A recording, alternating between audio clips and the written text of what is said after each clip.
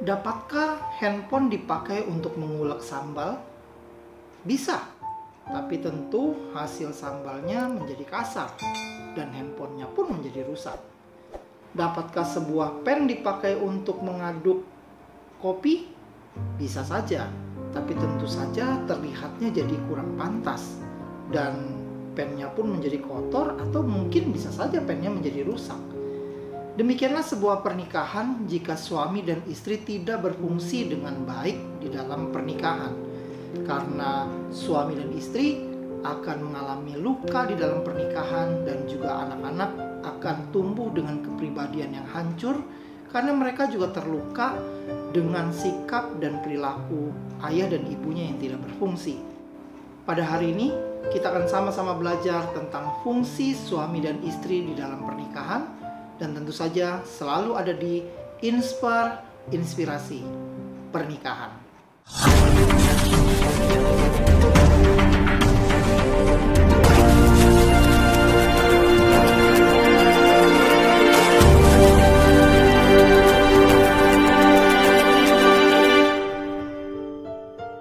Shalom teman-teman semua ya, selamat bertemu lagi di tayangan kita di materi bimbingan pranikah yang ke-9. Terima kasih untuk teman-teman yang sudah mengikuti ya sampai materi ke-8, dan hari ini kita sudah masuk pada materi yang ke-9. Kita akan belajar tentang fungsi suami dan istri.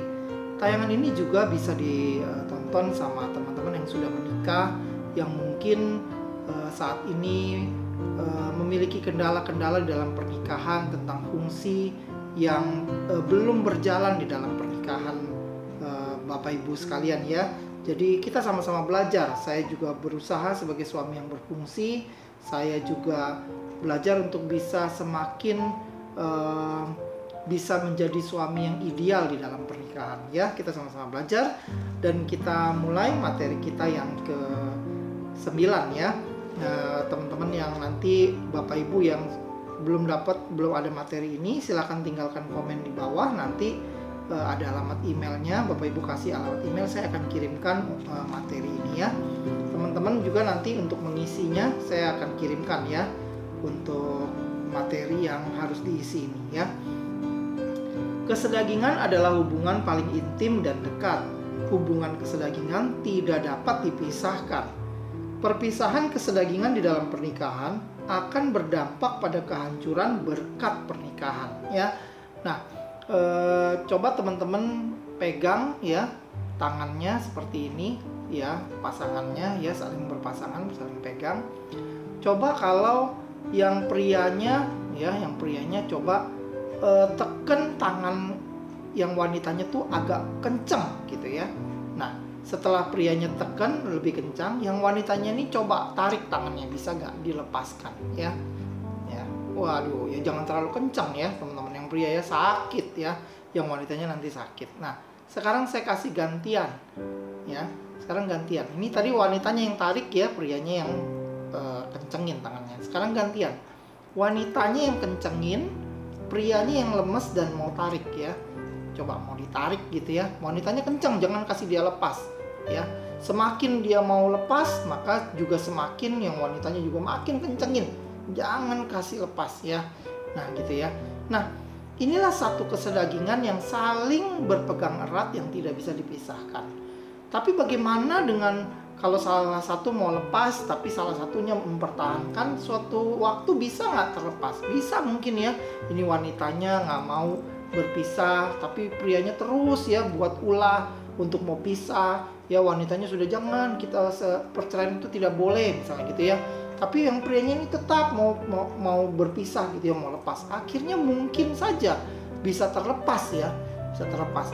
Tapi dalam kondisi waktu terlepas, prianya ini tangannya pasti berdarah-berdarah ya teman-teman ya. Wanita ini juga tangannya pasti berdarah-berdarah. Kenapa? Karena itulah sebuah kesatuan kesedagingan yang sudah Tuhan buat di dalam pernikahan. Nah teman-teman yang baru mau menikah nih, coba lihat pasanganmu saling tatap ya. Benar nggak ini orang yang mau kamu nikahin? Yakin nggak bahwa dia ini salah satu dari kalian ya? Coba saling tatap ya. Benar nggak bahwa dia ini tidak akan menceraikanmu nanti?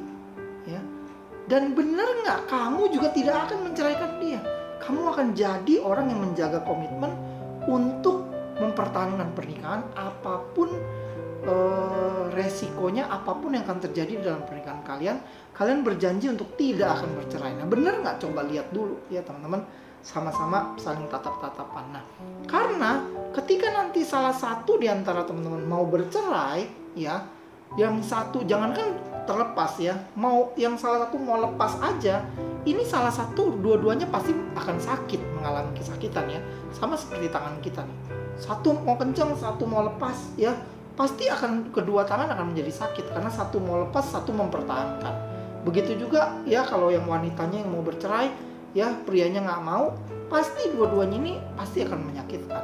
Nah, ketika sudah sakit dan akhirnya menyerah di dalam pernikahan dan akhirnya terjadi perceraian, nah ini pasti kondisinya akan berdarah-darah ya. Kalau saya pakai kata berdarah-darah itu maksudnya dengan penuh luka ya, suami istri saling melukai ya, saling menyakiti ketika dalam proses menuju ke perceraian. Saya tidak nonton sih, tapi saya dengar ada sebuah drama Korea yang hari ini lagi tren ya. Ya ini lagi PSBB pasti banyak yang nonton drama Korea ya, lagi tren katanya ya. Saya nggak tahu itu judulnya apa karena saya nggak nonton ya. Suaminya ini punya selingkuhan dan ketahuan. Istrinya ini yang diselingkuhin ini marah dan istrinya menyakiti suaminya, mempermalukan suaminya, dan istrinya, kalau saya nggak salah istrinya yang minta cerai ya, dan akhirnya mereka bercerai, suaminya ini bersama dengan wanita lain ya. Jadi sebelum terjadi perceraian, istrinya yang pertama ini mempermalukan dulu, dia nggak rela cerai begitu aja, jadi dia permalukan dulu nih suaminya ya, supaya suaminya kapok lah mungkin gitu ya. Akhirnya mereka bercerai, dan dengar sekarang ceritanya nih suaminya ini sedang lagi mau rujuk sama istrinya karena dia pikir ya setelah dia hidup bersama dengan istri mudanya gitu ya, istrinya yang baru, ternyata masalah pernikahan juga sama aja ya. Ternyata problemnya juga gitu aja, dan ternyata dia baru menyadari dia juga mencintai anaknya, dia mencintai istrinya yang pertama gitu ya. Dan akhirnya sekarang dalam proses, kalau saya nggak salah denger ya, drama Korea ini sedang lagi mau rujuk kembali. Nah, inilah kesedagingan yang tidak dapat dipisahkan ya di dalam sebuah pernikahan. Apabila terjadi perpisahan di dalam pernikahan, maka yang pasti akan ada kehancuran di dalamnya ya. Nah, oleh sebab itu supaya kita saling bisa menopang, saling bisa menjadi penolong di dalam pernikahan, supaya keluarga kita bisa menjadi keluarga yang maksimal, maka kita suami dan istri harus berfungsi di dalam pernikahan ya, Bapak Ibu ya, teman-teman semua ya. Nah, fungsi dan istri dalam menjaga fungsi suami dan istri dalam menjaga persekutuan di dalam pernikahan ya. Yang pertama, suami dan istri harus menghayati kesedagingan suami istri ya. Saya coba bacakan ayatnya ya, Kejadian 2 ayat 21 sampai 23 ya. Kejadian 2 ayat 21 sampai 23 bunyinya begini ya teman-teman ya. Lalu Tuhan Allah membuat manusia itu tidur nyenyak. Ketika ia tidur, Tuhan Allah mengambil salah satu rusuk daripadanya, lalu menutup tempat itu dengan daging. Dan dari rusuk yang diambil Tuhan Allah dari manusia itu, dibangunnyalah seorang perempuan, lalu dibawanya kepada manusia itu. Lalu berkatalah manusia itu, inilah nih tulang dari tulangku dan daging dari dagingku. Ia akan dinamai perempuan sebab ia diambil dari laki-laki ya, Bapak Ibu ya. Jadi teman-teman, jadi perempuan diambil dari laki-laki. Inilah suatu fungsi yang harus dihayati, suatu pengertian yang harus kita hayati sebagai suami dan istri. Suami mengakui bahwa perempuan atau istri yang ada padanya ini adalah berasal dari dirinya. Nah, sebelum engkau masuk dalam pernikahan, coba engkau hayati dulu, coba pikirkan, kamu yakin nggak bahwa dia ini adalah tulang rusukmu? Tulang dari tulangmu ya, seperti Adam ngomong sama Hawa, daging dari dagingmu. Apakah engkau yakin nggak? Kalau engkau nggak yakin, engkau jangan nikahi ya. Nah, kalau engkau sudah yakin bahwa dia adalah tulang dari tulangmu ya, tulang rusukmu ya, dagingmu, maka engkau perlu hayati di dalam pernikahan nanti, ya. Ya, bagaimanapun dia adalah tulang dari tulangku, ya. Nah, istri harus mengakui bahwa ia dinamakan perempuan karena ia diambil dari laki-laki. Jadi istri memang harus mengakui bahwa dirinya berasal dari laki-laki.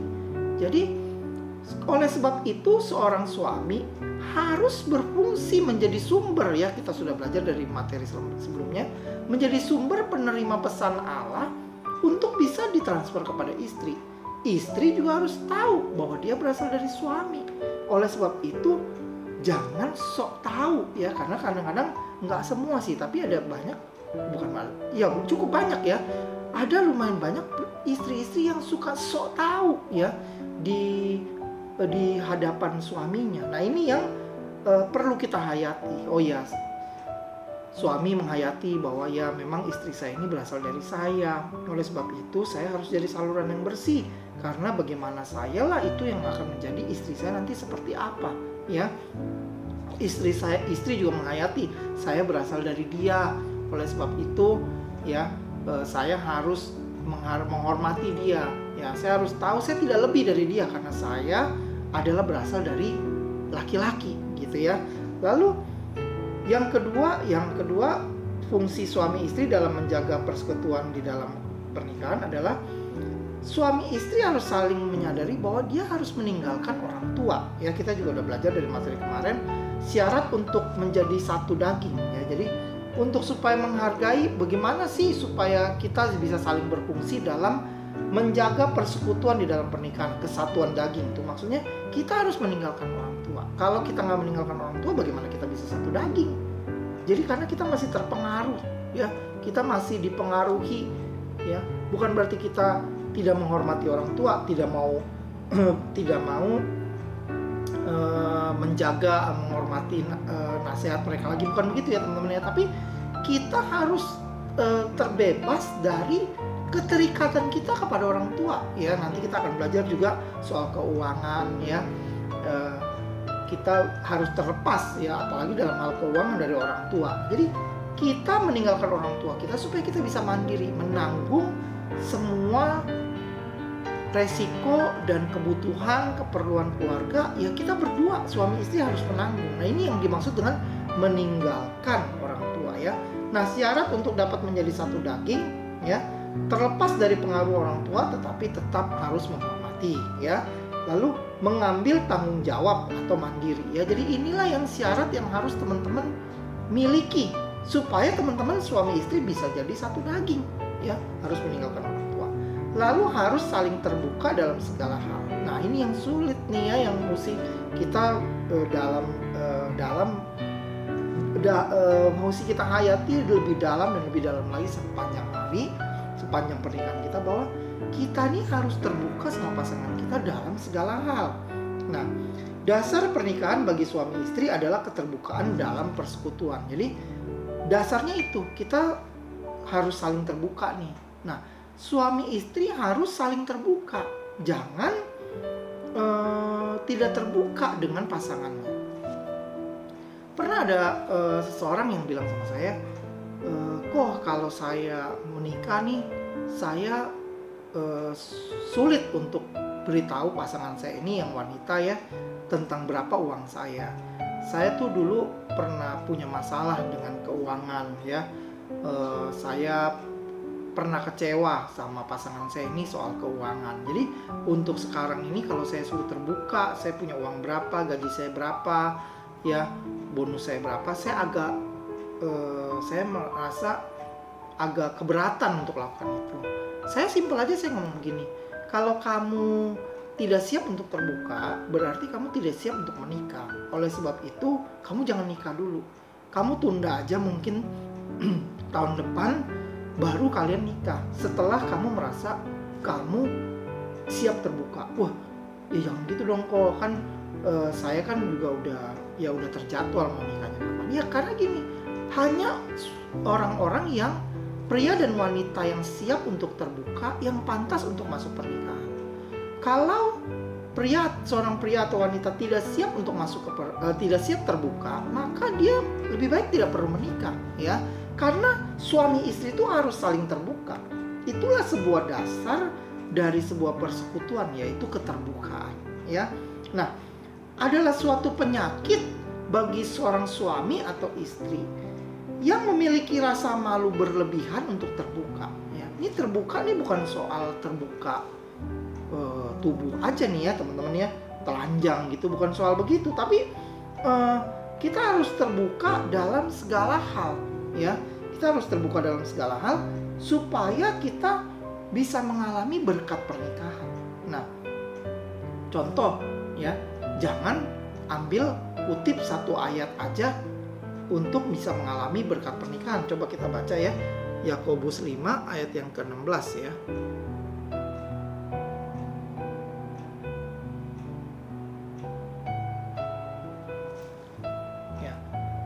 Yakobus 5 ayat yang ke-16 menuliskan begini ya. Karena itu, hendaklah kamu saling mengaku dosamu dan saling mendoakan, supaya kamu sembuh. Doa orang yang benar bila dengan yakin didoakan sangat besar masanya. Nah, banyak orang yang mengambil ayat belakangnya aja nih, kalimat belakangnya. Doa orang yang benar, malah dikutipnya kurang lengkap. Doa yang benar orangnya nggak disebut nih. Doa yang benar bila dengan yakin didoakan besar kuasanya. Nah, padahal bukan doa yang benar yang besar kuasanya, tapi doa orang yang benar besar kuasanya. Nah, doa orang benar itu yang seperti apa? Jangan cuma doa orang yang benar besar kuasanya. Jadi kalau kita berdoa besar kuasanya, nggak sampai di situ aja. Coba kalimat sebelumnya dulu dong dipahami, bahwa karena itu hendaklah kamu saling mengaku dosa dan saling mendoakan supaya kamu sembuh. Jadi terbuka dulu, saling mendoakan dulu ya, mengaku dosa, terbuka, saling mendoakan, sembuh. Baru doa orang yang benar besar kuasanya. Nah, suami istri yang sepakat, yang kuasa doa kesepakatannya kuat adalah suami istri yang mau bisa saling terbuka. Kalau suami istri aja sudah nggak bisa terbuka, bagaimana suami istri bisa menjalankan fungsinya masing-masing? Jadi teman-teman mesti ngerti dulu nih ya, poin demi poin, tahapannya untuk bisa saling berfungsi ya. Yang tadi ya, menghayati kesedagingan ya, bahwa saling memahami bahwa istri berasal dari saya, suami merasa begitu ya. Istri juga mesti merasa, oh ya saya memang berasal dari suami. Nah, ketika kita menghayati itu kan saling berfungsi, maka suami berfungsi sebagai sumber, istri berfungsi sebagai penerima dari suami ya. Jangan merasa sok tahu lalu meninggalkan orang tua supaya bisa mandiri. Nah, lalu baru kita saling memahami bahwa kita harus terbuka supaya kita bisa mengalami persekutuan yang total, persekutuan yang utuh. Itu dari keterbukaan ya teman-teman. Adakah seorang suami ya atau istri ya, kalau malam pertama nih ya teman-teman yang lagi BPN ya, malam pertama mungkin waktu kalian malam pengantin gitu ya, pertama kali melakukan hubungan seks gitu ya, mungkin yang wanitanya bilang, lampunya matiin dong, aku malu gitu ya. Lalu lampunya dimatiin, gelap ya malam pertama. Malam kedua ya, suaminya juga nggak kalah trik ya, suaminya udah beli lampu malam ya, lalu suaminya taruh di dinding, jadi agak ada cahaya sedikit ya. Lalu waktu malam-malam mau berhubungan intim, istrinya bilang matiin lampu dong. Oh oke. Suaminya nyalakan lampu malam ya, jadi ada cahaya sedikit ya. Lalu malam ketiga, suaminya waktu mungkin mengajak hubungan intim, kedua lampu kiri kanan di ranjang ya, kiri kanan sudah mulai menyala, sudah lebih terang ya di hari ketiga. Lalu hari keempat mulai lebih terang, hari kelima mulai lebih terang, hari keenam mulai lebih terang. Setelah 1 bulan, mungkin waktu pas diajak hubungan intim, istrinya sudah nggak minta mati lampu lagi. Jadi terang-terang juga sudah nggak apa-apa ya. Suami istri sudah nggak malu lagi ya. Apa ada suami istri ya yang sudah menikah 5 tahun atau 20 tahun yang mau berhubungan intim lalu bilang begini, tolong dong kamu matiin lampu, aku malu. Nggak ada ya teman-teman ya. Nggak ada suami istri yang kayak gitu. Suami istri udah biasa telanjang di depan istrinya, udah biasa ya. Keluar dari kamar mandi ada istrinya telanjang, istrinya juga keluar dari kamar mandi, ada suaminya tanya, udah biasa ya. Nah, begitulah kalau suami istri nggak bisa terbuka, ini adalah suatu penyakit. Apabila ada suami dan istri memiliki rasa malu berlebihan untuk terbuka. Jadi suami istri bukan hanya tidak malu dalam terbuka tubuhnya, telanjang, bukan itu aja, tapi harus terbuka dalam segala hal, telanjang dalam segala hal. Telanjang dalam hal pekerjaan ya, semua tentang pekerjaannya dia cerita sama istrinya ya. Dapat berapa ya, rugi berapa, untung berapa cash flow-nya, semua dia cerita ya. Dapat pekerjaan apa ya, lagi approaching ya, lagi tender pekerjaan apa, dia semua cerita. Tidak ada yang ditutup-tutupin. Pelayanan juga cerita, pelayanannya sedang terkendala, sedang berjalan begini. Suami istri sudah terbiasa cerita. Nah, kalau dalam pekerjaan atau dalam pelayanan aja ada nggak bisa cerita, pasti ada yang ditutupin. Nah, ini adalah penyakit, pasti ada sakitnya nih, ada sesuatu yang salah ya. Keuangan juga terbuka. Kalau keuangan ada yang nggak terbuka, pasti ada yang salah. Suami istri harus berdiskusi nih, kenapa kok kamu nggak mau terbuka sama saya? Ini harus diselesaikan, nggak bisa didiamkan begitu aja. Jadi Bapak Ibu yang sudah mendengarkan tayangan ini, kalau engkau adalah seorang suami atau istri, engkau tidak bisa terbuka dengan istrimu, pasti ada masalah ya. Atau kamu sudah terbuka tapi pasanganmu tidak terbuka ya, suamimu tidak terbuka atau istrimu tidak terbuka. Nah, ini ada yang salah ya di antara kalian berdua. Saya dengan istri tidak ada yang ditutupin ya teman-teman ya.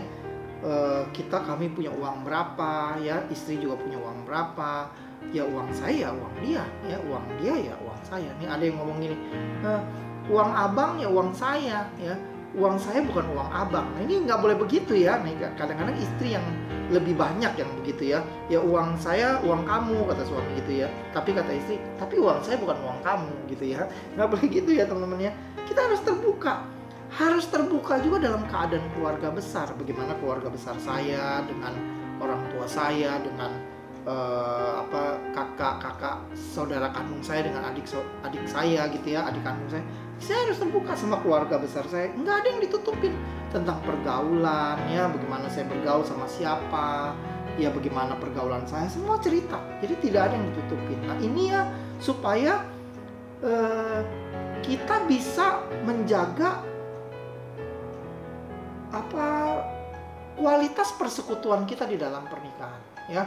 Fungsi suami dan istri dalam menjaga persekutuan di dalam pernikahan ini harus melakukan hal-hal ini ya, menghayati kesedagingan, meninggalkan orang tua, dan juga harus saling terbuka. Nah, lalu kita akan masuk juga pada fungsi suami di dalam pernikahan ya. Kita akan baca di Efesus 5 ayat 23. Efesus 5 ayat yang ke-23 ya, saya bacakan ya.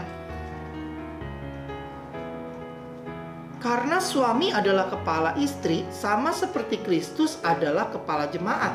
Dialah yang menyelamatkan tubuh. Hai suami, kasihilah istrimu sebagaimana Kristus telah mengasihi jemaat dan telah menyerahkan dirinya baginya, untuk menguduskannya sesudah ia menyucikannya dengan memandikan dengan air dan firman ya. Ini tugas suami nih ya, seperti Kristus ya kepada jemaatnya. Dia menguduskan, sesudah itu dia menyucikan, memandikannya dengan air dan firman. Ini tugas suami ya, supaya dengan demikian ia menempatkan jemaat di hadapannya dengan cemerlang, tanpa cacat atau kerut atau yang serupa itu, tetapi supaya jemaat kudus dan tidak bercela. Jadi suami-suami harus lakukan itu supaya istri dan anak-anaknya kudus dan tidak bercela ya. Demikian juga suami harus mengasihi istrinya sama seperti tubuhnya sendiri.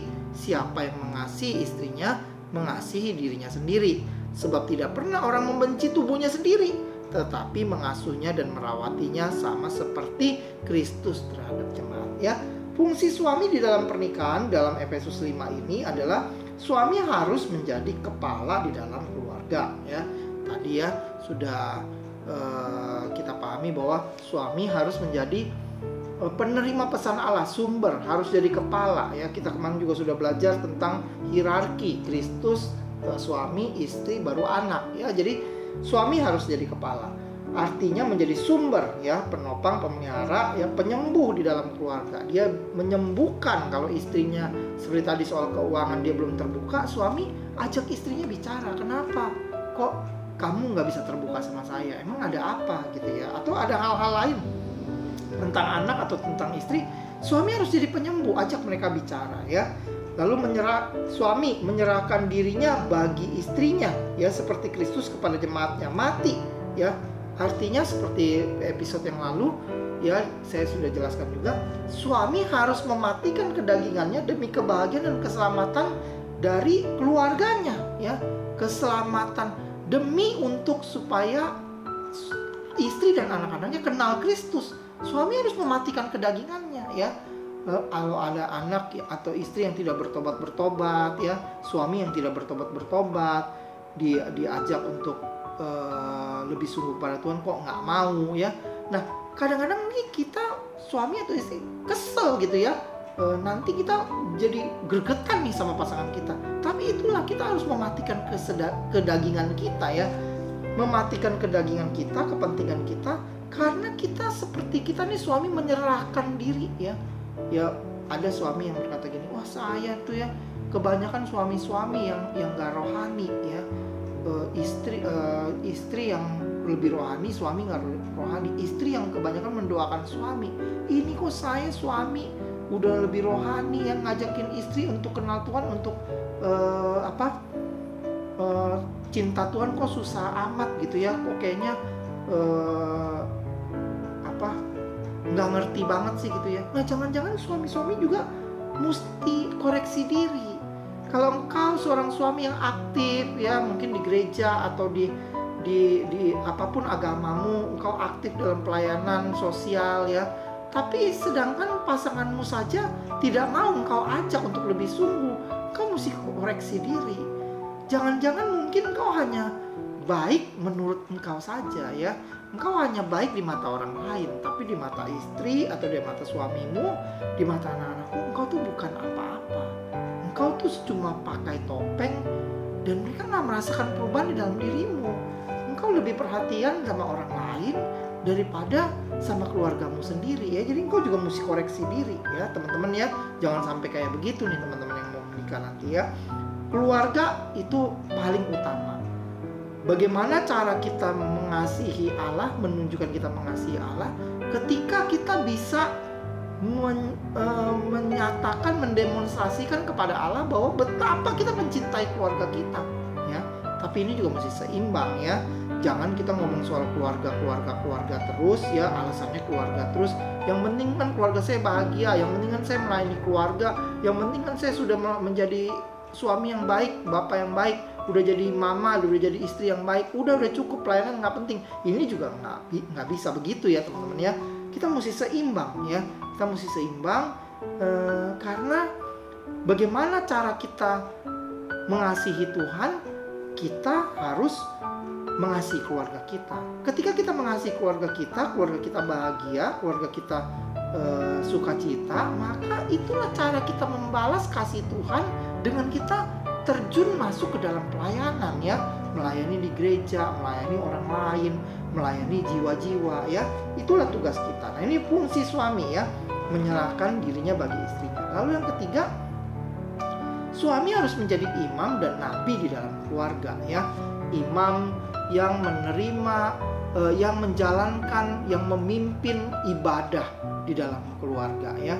Jangan suami istri kalau lagi mesbah keluarga atau doa makan ya lebih banyak. Saya juga ada ya, ayo mama berdoa ya, saya ada gitu. Oke ayo Clayson berdoa, Brandon berdoa, Sharon berdoa. Saya juga ada sebagai imam, saya suka begitu. Tapi bukan berarti saya lempar tanggung jawab itu karena saya nggak mau berdoa, bukan begitu ya. Saya harus menjadi pemimpin rohani, menjadi imam di dalam keluarga saya. Kalau saya lempar tanggung jawab itu, misalnya doa makan, yuk mama pimpin doa makan, bukan karena saya tidak mau bertanggung jawab, tapi supaya kita bergantian untuk bisa memimpin doa ya. Tapi mesbah keluarga, doa bersama ya, suami yang harus pimpin ya. Itu suami harus menjadi imam, harus menjadi nabi di dalam keluarga, penerima pesan Tuhan ya. Sebagai seorang nabi, menerima pesan Tuhan. Waduh, saya nggak bisa dengar suara Tuhan. Ya nggak perlu dengar suara Tuhan yang seperti gimana. Ketika engkau mengalami problem, Engkau harus jadi nabi yang bertanya sama Tuhan, Tuhan, ini ada problem, masalah di keluarga saya. Apa yang harus saya lakukan Tuhan? Suami yang harus meminta hikmat Tuhan untuk supaya dapat hikmat Tuhan, dan dia meneruskannya kepada istri dan anak-anak. Ya, begitu ya teman-teman ya. Nah, artinya bertanggung jawab untuk memuridkan istri ya. Suami itu menjadi imam dan nabi, artinya bertanggung jawab untuk memuridkan istri dan anak-anak dengan prinsip firman Tuhan tanpa cacat dan kerut seperti yang tadi ya. Supaya dengan demikian, ayat yang ke-27, Efesus 5 ayat yang ke-27 itu, supaya dengan demikian ia menempatkan jemaat di hadapannya dengan cemerlang tanpa cacat dan kerut atau yang serupa itu, tetapi supaya jemaatnya kudus dan tidak bercela. Inilah yang harus dilakukan para suami untuk supaya bisa mengikuti apa yang sudah dilakukan Kristus kepada jemaatnya ya.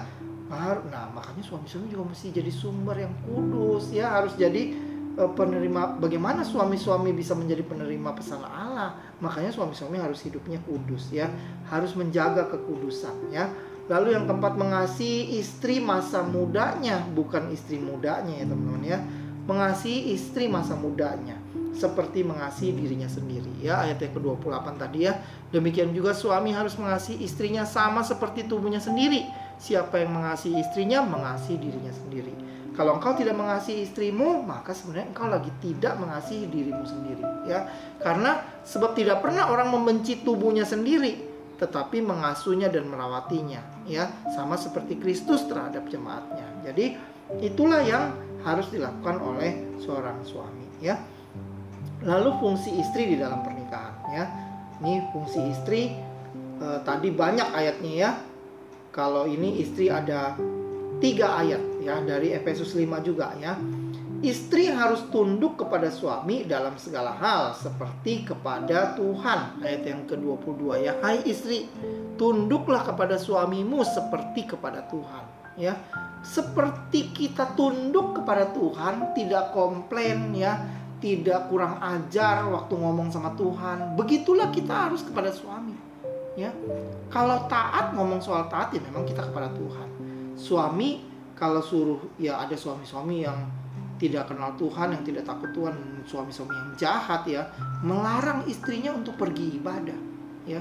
Bagaimana ya, ada seorang istri yang datang pada saya, dia bilang, bagaimana suami saya nggak kasih saya untuk ibadah.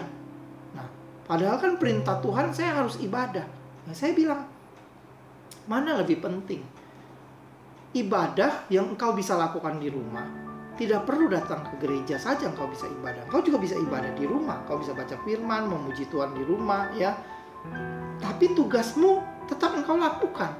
Engkau harus tunduk kepada suami seperti engkau tunduk kepada Tuhan. Jadi kita istri yang harus tunduk kepada suami, tidak melawan. Suami tidak boleh kasih ibadah pergi ke gereja, ya tidak perlu pergi. Engkau harus tunduk. Kau doakan suamimu. Jangan engkau marah, engkau lawan dia ya. Malah mungkin engkau kutuki dia ya. Semoga nanti engkau akan Tuhan tegur kamu. Wah, kalau istri-istri gituin suaminya yang gak kenal Tuhan, kapan suaminya bisa kenal kasih Tuhan? Dia merasa malah Tuhan itu seperti Allah yang suka menghukum ya. Ya kalau salah ya saya hukum. Ya udah kamu juga salah, saya juga hukum ya suami ya. Kalau istrinya salah, saya hukum kamu. Jadi dia pikir Allah tuh tipe yang seperti dia. Padahal Allah nggak kayak gitu ya. Istri harus tunduk kepada suami dalam segala sesuatu seperti kepada Tuhan. Ya istri-istri ya, tunduk pada suamimu ya. Kau harus hormati dia. Kau nggak boleh keluarkan kata-kata kasar kepada dia. Karena ketika otoritasmu engkau mengeluarkan kata-kata kasar, sebenarnya otoritasmu ini akan tetap Tuhan pakai karena dia tetap otoritas. Tapi engkau akan hancur karena engkau tidak tunduk, engkau tandukin terus suamimu. Ketajamanmu dalam mengenal Allah lama-lama hancur istri-istri ya. Ketajamanmu akan hancur. Karena apa? Karena engkau tidak tunduk.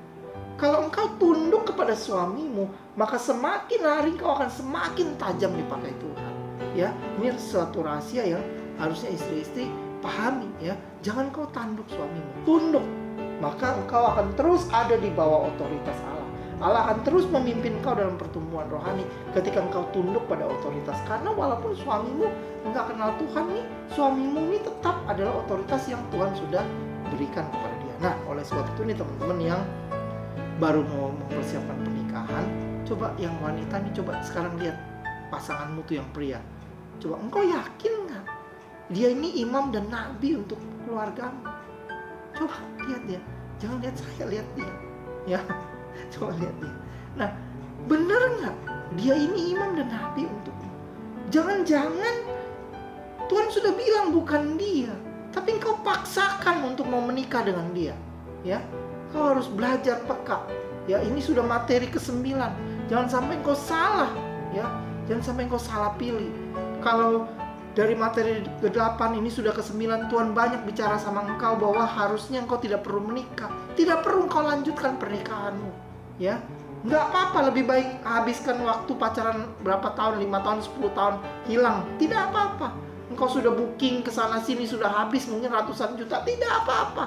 Yang penting engkau bisa mencapai kemaksimalanmu. Yang penting nanti engkau bisa dapat pasangan yang lebih baik daripada dia. Kau tidak perlu paksakan, ya. Teman-teman ya, suami yang pria atau yang wanita, coba lihat. Engkau kalau sungguh engkau jadi imam dan nabi, engkau mau punya istri yang kayaknya kok susah sekali ya. Saya rohani, kok dia nggak rohani gitu ya. Nah, dulu zaman Kristus ya, ini kadang-kadang saya menyimpang sedikit ya. Ada orang yang bilang ini ya, kan kalau ada yang jemaat yang kayaknya perlu perhatian ya, kita harus layani dengan kasih. Betul, memang kita orang Kristen, kita selalu mudah dikalahkan ya dengan kata tanda kutip nih kasih ya. Biarpun dia salah, biarpun dia gimana, kita harus tetap mengasihi. Iya betul. Tapi ada nih jemaat-jemaat yang merasa gini, nggak mau berubah ya, maunya dikasihani, maunya hanya dibesuk. Nggak dibesuk, udah nggak datang seminggu 2 minggu tes. Coba nih, kalau saya nggak datang seminggu 2 minggu, ketua komsel saya ya, ketua IF saya jemput nggak nih gitu ya, besuk nggak gitu ya. Wah, kalau nggak besuk saya nggak mau datang lagi gereja. Bertahun-tahun tumbuh kayak gitu, maunya dikasihani, maunya dikirimin sembako ya. Kalau ada perkataan khotbah yang sedikit menyinggung, nggak mau ke gereja. Kalau ketua komselnya ya, ketua komunitasnya ngomong sesuatu, nasihat yang dia tersinggung ya, merasa diri dia kena gitu ya, langsung nggak mau datang lagi ke persekutuan. Nah, orang-orang yang kayak gini ya, di zaman Kristus tuh, Kristus nggak punya waktu loh. Kristus tuh, kamu mau nggak ikut aku ya? Kristus tuh perkataannya sangat tegas, penuh kasih dan sangat tegas. Mau enggak, mau ikut ya udah. Nah, seringkali kita salah menafsirkan. Kita malah mau lebih Tuhan dari Tuhan. Kita kasihi dia. Ya bukan berarti saya ngomong jangan kasihi jemaat yang seperti itu, bukan begitu ya. Maksudnya kita kasihi dia, kita tolong dia. Sudah hutang nggak bayar, kita hutangin lagi, kita hutangin lagi, nggak bayar, kita hutangin, kasih lagi. Jadi dia bukan mengandalkan Tuhan, dia jadi mengandalkan kita. Apa-apa dia jadi bukan cari Tuhan, dia cari kita. Akhirnya kita jadi orang yang mencuri kemuliaan Allah karena kita terlalu banyak bantu dia, ya. Nah, ini yang kita juga mesti hindari. Kita harus bijaksana dalam melayani jemaat ya, teman-teman yang nanti kan akan terjun dalam pelayanan. Harus tegas, penuh kasih dan juga punya ketegasan. Nah, suami istri kadang-kadang, suami nih ya, ini istri ya, pacar ya, bukan suami ya. Saya seorang pria nih, saya sih merasa saya cukup rohani misalnya. Saya juga udah terjun dalam pelayanan. Ini loh nih pacar saya ini nih yang wanita nih, kayaknya sulit deh. Saya ajakin sungguh-sungguh dalam Tuhan, kok kayaknya sulit ya gitu ya. Coba engkau mawas diri. Engkau dipanggil untuk jadi imam dan nabi di dalam keluarga. Bener nggak? Dalam sisa 2/3 hidupmu, engkau mau jadi imam dan nabi untuk wanita ini nih, yang sudah kamu pacaran 5 tahun, yang dablek banget ya, gitu ya, tanda kutip dablek banget, yang ini orang kok nggak mau berubah-berubah sih gitu ya. Nah, coba engkau pikirkan lagi, apakah sungguh engkau mau habiskan 2/3 hidupmu hanya untuk ngurusin istri yang kayak begini nantinya? Bagaimana nanti dia mengajarkan anak-anak kita nanti, anak-anakmu ya, anak-anakmu nanti diajarnya gimana sama istri yang seperti ini? Kan engkau penerima pesan Allah, tapi nanti engkau juga mesti kerja. pesan Allah yang kau terima, engkau mesti transfer ke istri. Istrimu harus menjadi eksekutor, lebih banyak dia yang menjadi eksekutor untuk mentransfer pesan Allah itu kepada anak. Nah, kalau istri kita ini susah diajak bekerja sama untuk cinta sama Tuhan, apakah engkau mau habiskan 2/3 hidupmu dengan wanita yang seperti itu? Ya, ini juga suami-suami, pria-pria nih sebagai calon suami harus pikirkan itu ya. Jangan engkau sembarangan nikah saja. Ya. Nah, istri harus tunduk, kembali lagi seperti tadi ya, istri harus tunduk kepada suami, ya. Suami mengasihi istrinya. Nah, istri dijadikan penolong untuk menjadi penolong yang sepadan bagi suaminya dalam segala hal, ya. Karena firman Tuhan tuh dalam Kejadian 2 ayat yang ke-18 ya, Allah berkata, tidak baik kalau manusia itu seorang diri saja, ya. Dia baiklah kita ciptakan penolong ya buat dia.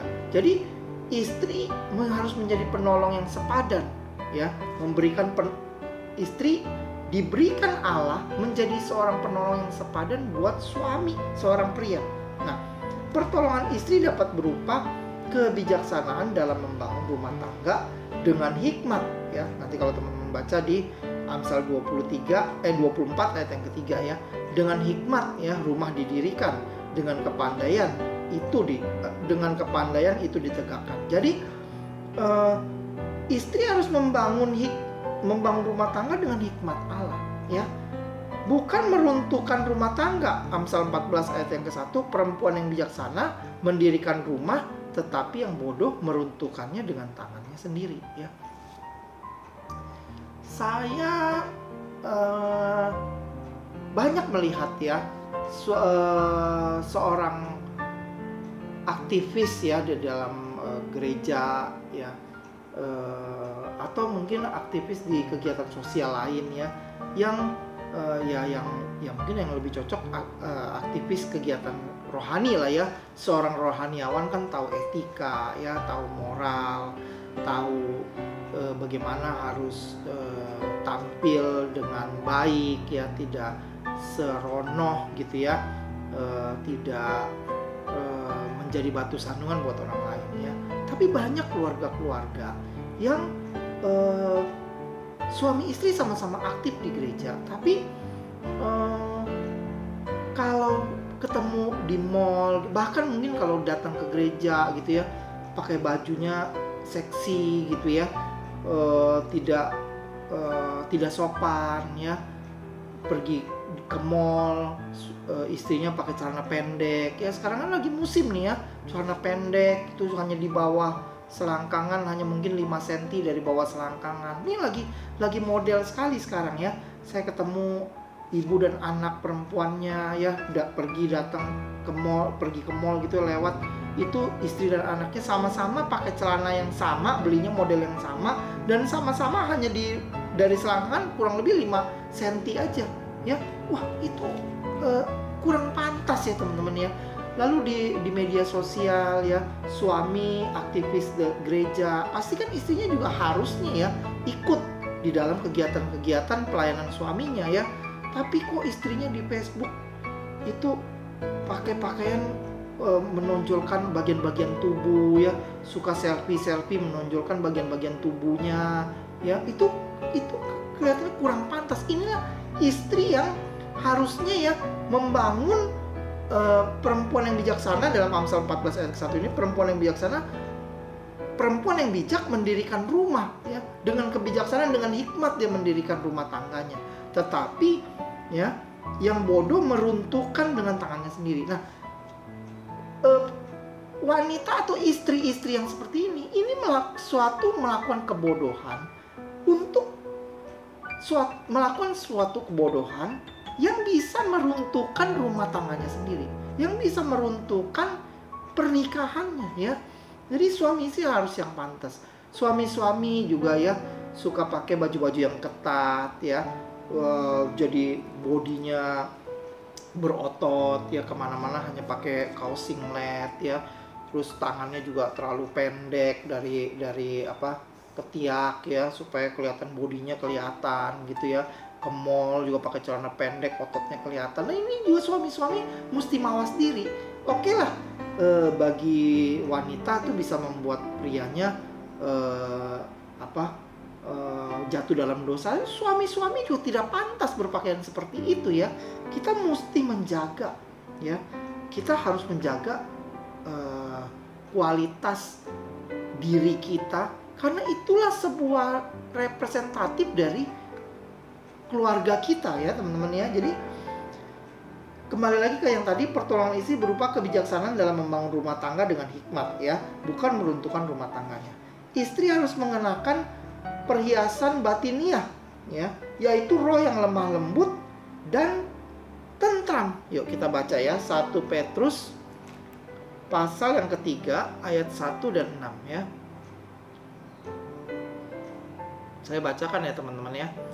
Demikian juga kamu hai istri-istri, tunduklah kepada suamimu, supaya jika ada di antara mereka yang tidak taat kepada firman, mereka juga tanpa perkataan dimenangkan oleh kelakuan istrinya. Nah ini kuncinya nih istri-istri ya.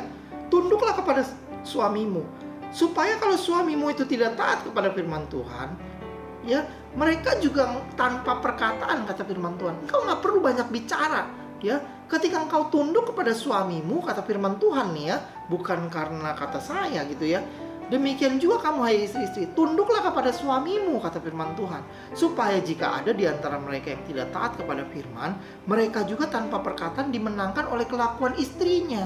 Ya, jika mereka melihat bagaimana murni dan salehnya hidup istri mereka itu, perhiasanmu janganlah secara lahiriah, yaitu dengan mengepang-epang rambut, memakai perhiasan emas, atau dengan mengenakan pakaian yang indah-indah ya. Tetapi perhiasanmu ialah manusia batinnya yang tersembunyi dengan perhiasan yang tidak binasa, yang berasal dari roh yang lemah lembut dan tentram, yang sangat berharga di mata Allah ya. Sebab demikianlah caranya perempuan-perempuan kudus dahulu berdandan, yaitu perempuan-perempuan yang menaruh pengharapannya kepada Allah. Mereka tunduk kepada suaminya ya. Jadi istri-istri kadang-kadang gini loh, suami ya suka ngomong, kamu tuh gak perlu dandan begini, kamu tuh gak perlu tato alis misalnya gitu ya, kamu tuh hidungmu tuh gak perlu engkau suntik gitu ya, atau lipetan matamu pun tidak perlu engkau operasi ya. Aku nggak penting kok itu ya, kata suami-suami gitu ya. Aku suka kamu apa adanya. Tapi istri-istri bilang, saya kan cantik begini kan untuk suami. Saya kadang-kadang suka bercanda ya, istri saya sih kagak ada yang operasi ya. Saya bersyukur ya punya istri ya seperti istri saya ya, nggak mau pakai barang-barang yang mahal. Kalau saya beliin yang mahal tuh dia suka marah gitu ya. Terus udah gitu ya, karena juga nggak mampu juga sih beli yang terlalu mahal juga ya. Maksudnya ya, yang maksudnya menurut dia tuh, dia lebih suka pakai barang-barang tuh yang murah ya istri saya ya, yang nyaman, nggak bersyukur ya, bukan karena mau incer mahalnya, prestignya. Saya punya istri nggak kayak gitu ya, bersyukur ya. Lalu dia juga nggak suka operasi sini operasi sana ya. Dia cukup pede sama dirinya sendiri gitu ya.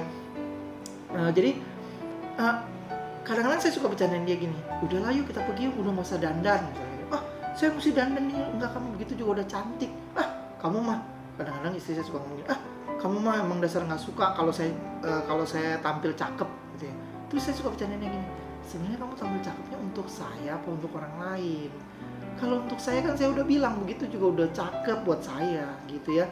Nah ini mungkin satu candaan yang bisa membuat kita refleksi diri juga ya teman-teman. Kita ini mau tampil cakepnya sebenarnya untuk suami kita atau untuk orang lain nih teman-teman ya.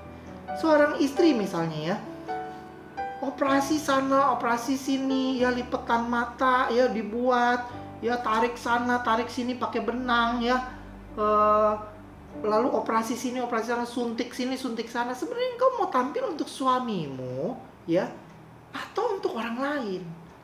Atau jangan-jangan engkau tampil begitu tuh karena untuk menutupi ketidakpercayaan dirimu, gambar dirimu yang salah, sehingga engkau harus melakukan itu semua. Bukankah jika suamimu bilang engkau sudah cantik, bukankah itu cukup ya? Jadi teman-teman nih ya, sebelum engkau nanti kan teman-teman yang lagi BPN kan masih pada muda-muda ya. Nanti kalau engkau sudah mulai menginjak umur 40, 45, 50, engkau sudah mulai merosot nih ya, manusia batiniamu nih ya, merosot ya. Engkau harus imbangi dengan manusia rohania yang semakin dewasa, sehingga engkau bisa memiliki gambar diri yang tidak rusak ketika engkau memasuki usia-usia tua. Kau mulai melihat matamu mulai keriput ya. Kau mulai melihat matamu sudah mulai matanya mengantung ya, punya kantong nih ya karena udah tua ya. Engkau sudah mulai nggak pede, lalu engkau mulai cari dokter yang bisa tarik benang untuk supaya matamu tidak mengantong. Lalu engkau merasa sekarang di usia 40-an engkau sudah mulai punya uang, matamu yang sipit tidak punya lipetan, kau ke dokter operasi lipetan mata supaya matamu lebih naik, lebih punya lipetan ya. Nah, engkau harus jaga manusia rohaniamu sehingga engkau waktu menginjak nanti usia 40-50 tahun engkau tidak terjebak dengan perasaan-perasaan yang seperti itu. Gambar dirimu tidak dihancurkan oleh penurunan dari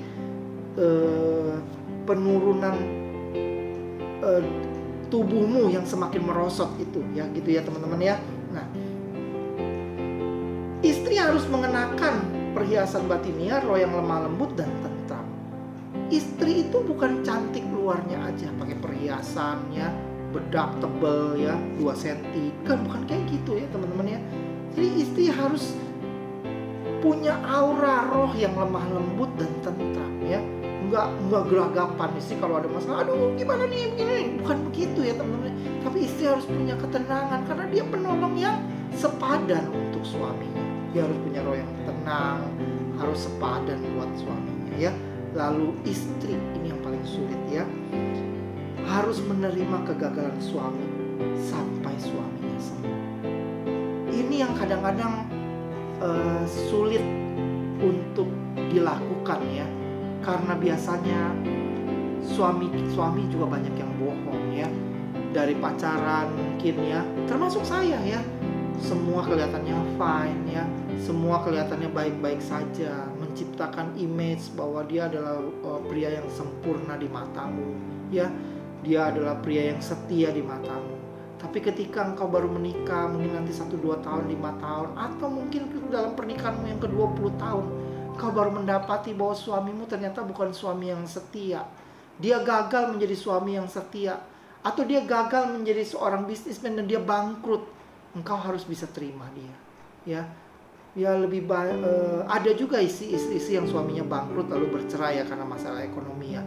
Tapi lebih banyak biasanya istri cukup kuat kalau hanya masalah ekonomi, tapi biasanya ketika suaminya selingkuh ya, suaminya ketahuan punya wanita lain ya, biasanya istri nggak bisa terima kegagalan suaminya. Nah, di materi ini ya, fungsi istri salah satunya juga adalah menerima kegagalan suaminya ya. Bagaimanapun kegagalan suamimu, kau harus bisa menjadi istri yang bisa menerima kegagalannya, dan istri yang menjadi penyembuh buat suaminya sampai suaminya sembuh. Seperti di materi yang sebelumnya saya sudah pernah sampaikan bahwa perceraian adalah hal yang dibenci Allah. Perceraian harusnya tidak boleh terjadi di dalam pernikahan Kristen. Pernikahan dapat terjadi, mungkin tidak bisa dihindari, kalau pasangan kita yang selingkuh menceraikan kita karena dia bilang dia mau hidup bersama dengan pria atau wanita yang ia selingkuhi itu ya. Pria dan wanita yang berzina dengan dia dan dia mau hidup bersama-sama dengan orang itu. Pasangan kita mau hidup berzina dengan orang lain. Mungkin perceraian tidak bisa kita elakkan, karena kekudusan yang menjadi prioritas dalam kehidupan rohani kita ini mau dihancurkan ya oleh pasangan kita melalui kehidupan dia yang mau berzina dengan orang lain. Mungkin perceraian tidak bisa dielakkan. Tapi kalau pasangan kita menyesal, minta ampun, kita tugasnya adalah mengampuni dia, menerima kegagalannya ya. Lalu kita juga mesti mengasihi dia sampai dia sembuh. Kalau dia ternyata kita sudah ampuni, dia selingkuh lagi, ampuni lagi. Kalau kita sudah ampuni, dia selingkuh lagi, ampuni lagi sampai dia sembuh. Mungkin ya bukan dia selingkuh lagi, tapi dia ternyata punya kegagalan lain lagi, kita harus terima dia, kita harus ampuni dia sampai dia sembuh ya. Itu mungkin masalah yang besar ya teman-teman ya, tapi mungkin masalah-masalah yang kecil. Dari suamimu lupa matikan lampu kamar mandi ketika dia keluar kamar mandi. Dari suamimu yang lupa kalau pencet odol itu harusnya dari belakang, engkau suruh dia pencet dari belakang, dia selalu pencet dari depan. Sehingga waktu engkau mau pakai, engkau harus lama mencet odolnya. Inilah kegagalan-kegagalan kecil yang timbul dalam keseharian pernikahan nanti, yang kau harus terima. Kau harus ajarkan itu kepada pasanganmu, suami atau istri. Ajarkan itu supaya dia jadi sembuh. Buat dia mengerti, buat dia menjadi satu kebiasaan untuk bisa melakukan ya. Soal pencet odol sepakat, soal matiin lampu sepakat, soal buka air gak lupa matiin juga sepakat. Ini yang kita harus terima, kecil-kecil. Dalam hal-hal kecil kita mesti ajarkan dia, untuk supaya dia bisa belajar seperti sesuatu yang ideal yang harus dia lakukan ya. Jadi teman-teman, inilah fungsi suami dan istri yang harus kita pelajari di dalam pernikahan ya. Bagaimana seorang suami bisa berfungsi dengan baik, istri juga bisa berfungsi dengan baik di dalam pernikahan. Suami dan istri harus melakukan ini semua ya. Kiranya teman-teman setelah mengetahui fungsi ini, teman-teman bisa melihat, wah, di mana saya masih punya kekurangan. Saya harus berubah dalam hal ini ya. Di mana saya harus menjadi pelengkap bagi pacar saya ini nanti kalau ketika saya sudah nikah sama dia. Saya harus jadi pelengkap. Saya harus bisa menjadi penyembuh buat dia ya, supaya keluarga saya nanti menjadi keluarga yang harmonis, keluarga saya menjadi keluarga yang bahagia. Bapak Ibu yang menyaksikan tayangan ini, kalau engkau sedang mengalami masalah-masalah dalam pernikahan, mari kita sama-sama refleksi diri. Kau jangan salahkan pasanganmu ya. Kau jangan bilang, iya setelah saya dengar tayangan ini, ini semua karena suami saya tidak berfungsi atau karena istri saya tidak berfungsi ya. Mari kita refleksi diri. Ketika engkau menyaksikan tayangan ini bukan untuk supaya kita bisa menghakimi pasangan kita, tapi supaya kita bisa mengkoreksi diri bahwa di mana titik kesalahan kita secara pribadi, di titik mana kita belum berfungsi sebagai seorang suami dan sebagai seorang istri. Kiranya tayangan ini bisa memberkati kita semua, dan kita akan bertemu di materi ke-10 dalam hal mendidik anak, fungsi suami dan istri dalam hal mendidik anak ya. Sampai bertemu di episode selanjutnya. Tuhan memberkati kita semua. Shalom.